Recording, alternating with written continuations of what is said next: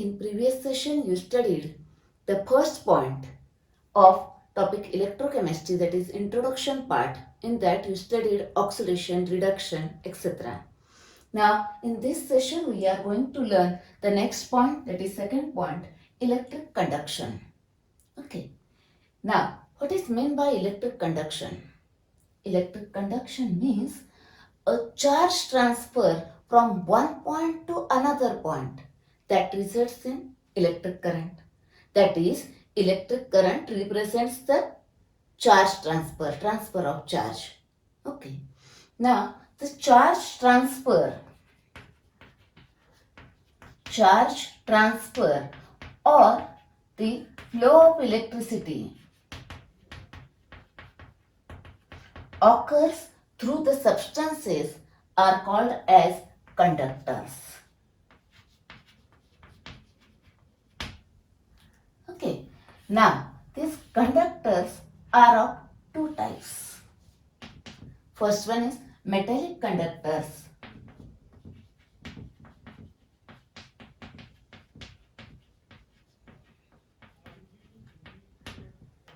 Okay.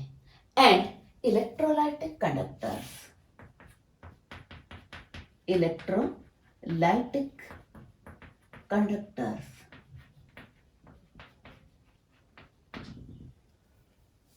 Okay.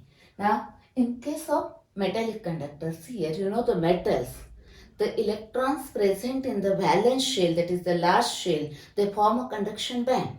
Okay.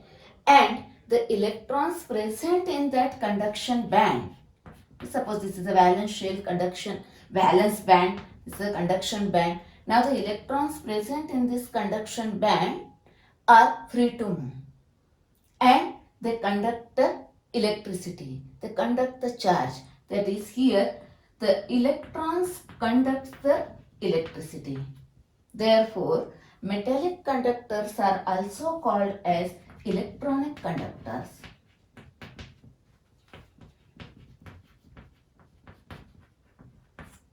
Okay. Now here, in case of electrolytic conductors, what happened? What is meant by electrolyte? First thing is, what is meant by electrolyte? Electrolyte means a substance in a molten state or in an aqueous state, that is aqueous solution, that is when dissolved in water, and molten state, that is fused state, molten state. If it conducts the electricity, are called as electrolyte. Okay. Now electrolyte when dissolved in water or in molten state, it is dissociated into ions and that ions conduct the electricity. That is, here ions are responsible to conduct the electricity. Okay. Therefore, these electrolytic conductors are also called as ionic conductors.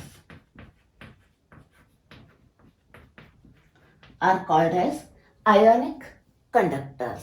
Okay. Next. Now, see here. In case of these ions are available which are free to move and transfer takes place from one place to another. Therefore, here matter is transfer. Here transfer of matter takes place. Transfer of matter. Okay. Is there transfer of matter is possible here? No. You know that copper wire at our home, the electricity is passed through that copper wire. Matter is not transferred, that is no transfer of matter. No transfer of matter. Okay. Here ions are moved and here chemical reaction takes place here.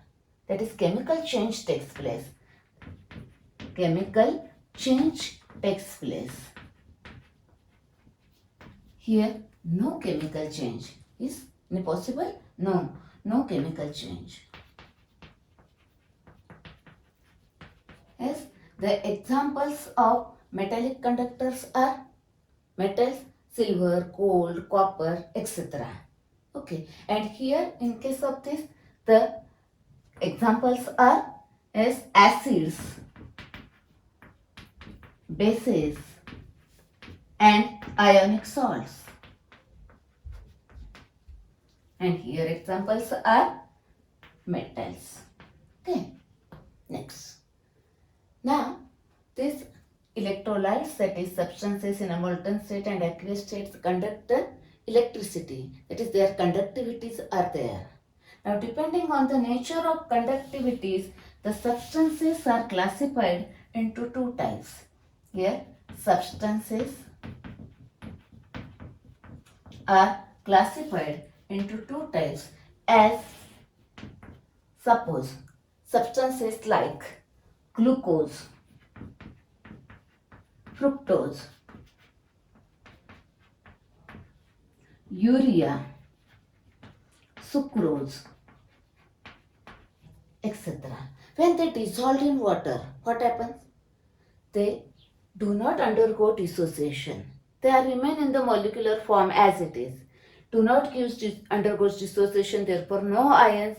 Therefore, the conductivities of aqueous solutions of these compounds, the conductivities of the aqueous solution of these compounds is nearly same to that of water. These are called as non-electrolyte. Called as non-electrolyte.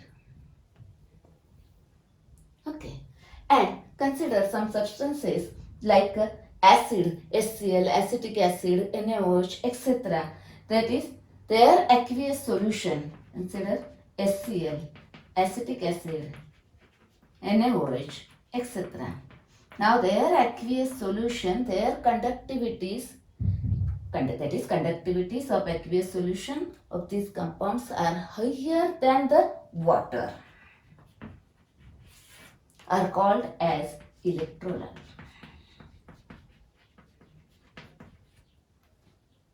Okay.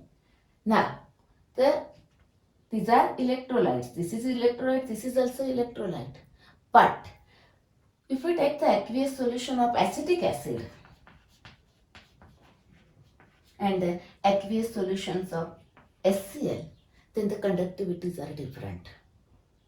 Here what happens? The conductivity is less. It means that for example, all weak acids and weak bases, weak acids and weak bases, okay, their conductivities, now when dissolved in water, what happens? They are dissociated at the less extent. The degree of dissociation is less. Therefore, number of ions are less. Therefore, conductivity is less. That are called as weak electrolyte.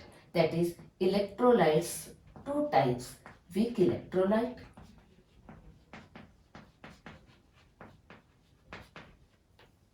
and strong electrolyte.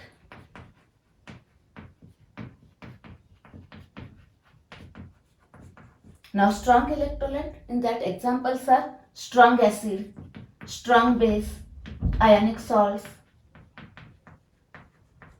Okay, now what happens? When they dissolve in water, they dissociated completely.